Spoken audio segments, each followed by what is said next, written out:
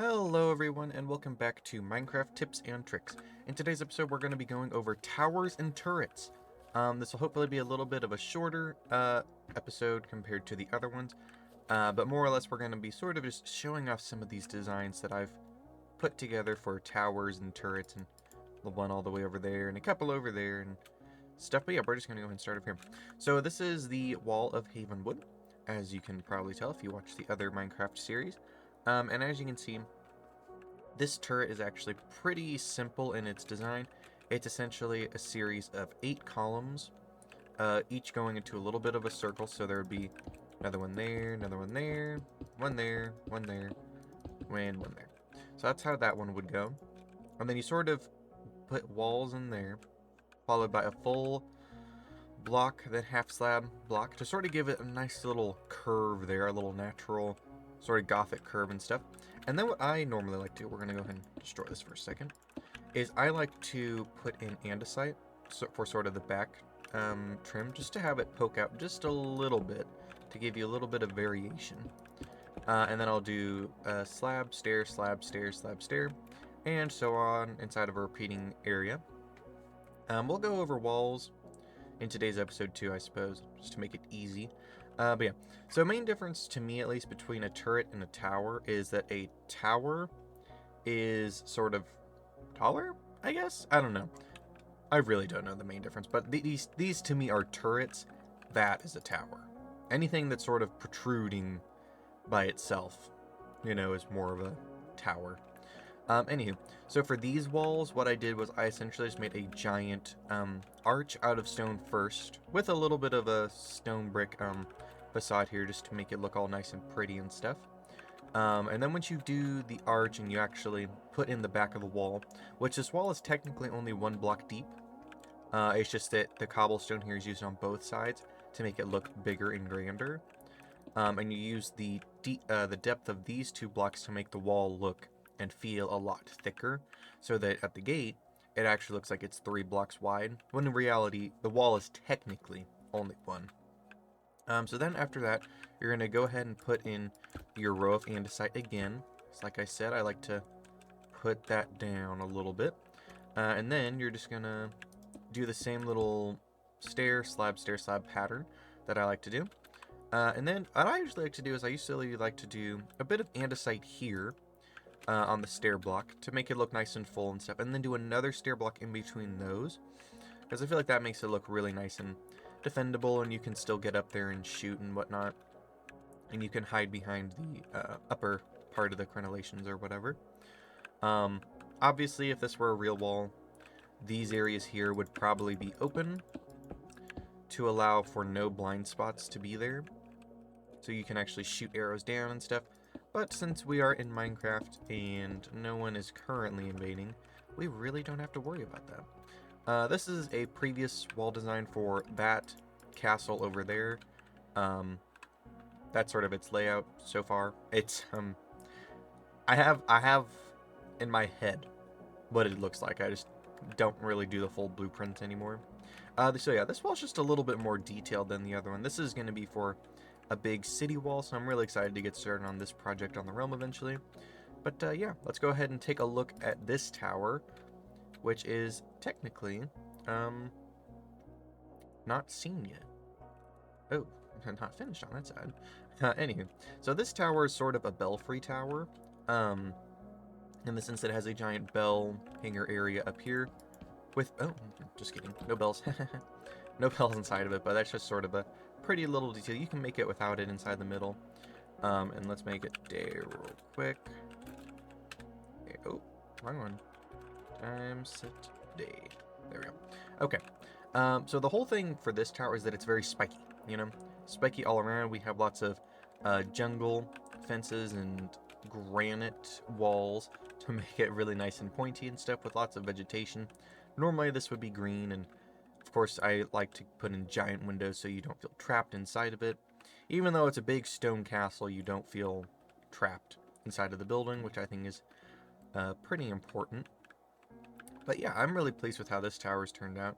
We'll probably do more of a tutorial on this style later on, because it is a little bit different compared to what we've done recently for the series. We'll go ahead and look at a rather familiar turret, I suppose, which technically I think it is technically a turret, this portion of the mansion. Well, then again, I don't know. It might be considered a tower. I'm really not sure. And what I normally like to do for the towers is just make them like one block taller, usually. Here's another example of that belfry thing. This is going to be one of our main churches or cathedrals or places of worship for our big city build once it comes up. I'm really pleased with how this turned out. I mean, honestly, I kind of have no notes to modify it and make it any grander because I feel like it's perfect, you know what I mean? This is a previous clock tower design that will, of course, be used for our big Grand Imperial train station, which I'm very excited to build. I feel like that's going to be a really fun, rewarding project, and its belfry works. Sorry. Yeah, it's just sort of a more open-aired one right there. But yeah, pretty pleased with how it turned out, too. For a clock tower, in my opinion, you either have to start it a little bit chunkier, or start building it out immediately, you know? So, like, give it the proper support that it would need, and I feel like we need some stairs, or trapdoors right there. Yeah, okay, well, they're on upside down, so that's gonna irritate me. There we go. So I think that always makes it just look a little bit more natural and stuff, and I think this clock tower will be revised at least once more before it's ready to go out. But yeah, pretty pleased with how that one turned out. This I would technically classify as a turret on top of this old palace design. Pretty similar and basic to the other ones, but it is made entirely of sandstone and birchwood, which we will be eventually building something out of this sort of palette. I've always really liked it. Maybe that palace, I don't know. That guy needs a little bit of modifications in order to become updated and stuff. But yeah, we're going to go over a couple more towers from over here, and then we'll go over to the castle to look at them.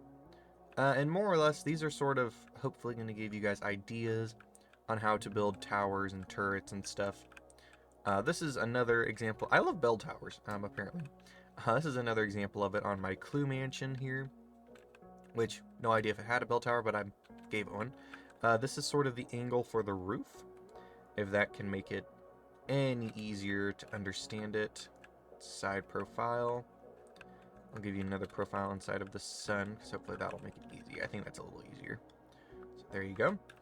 I really like this tower. I feel like it feels very Victorian, very cool, very unique on this house. This tower, it's alright. Nothing really to write home to, I suppose. This is a cute one, too. But yeah, this tower's not too bad. It just sort of comes off of the roof and then immediately joins the rest of the building. I do enjoy how it looks. It is very cool.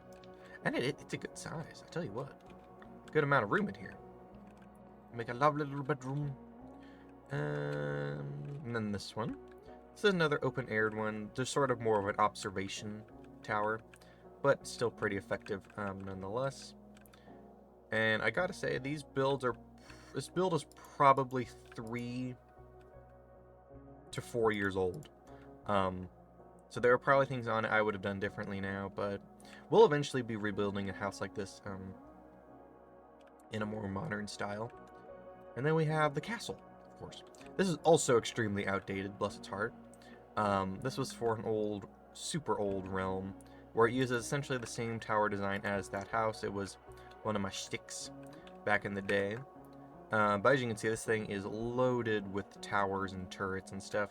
And of course, we will eventually be building a nice big Gothic castle on the realm. And of course, when I build a castle, it's going to be fully defended and, you know, really realistic. It'll be a fantasy one, of course, similar to this, but it will be definitely real and stuff. Let's see. I don't know if I have any more towers and turrets on the world. Let's see. I guess we can include the Ice Kingdom a little bit. These are technically both towers. This, I think, would eventually be really fun to do. Live inside of a giant ice castle.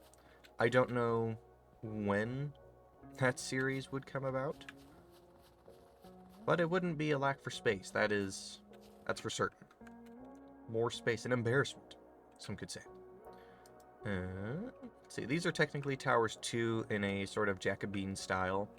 Also extremely older, but still honestly pretty nice looking, I gotta say, I think. Anywho, I hope that you guys enjoyed this episode of Minecraft Tips and Tricks. If you did, feel free to hit the like and subscribe button, and I will see you all inside of the next one. See ya!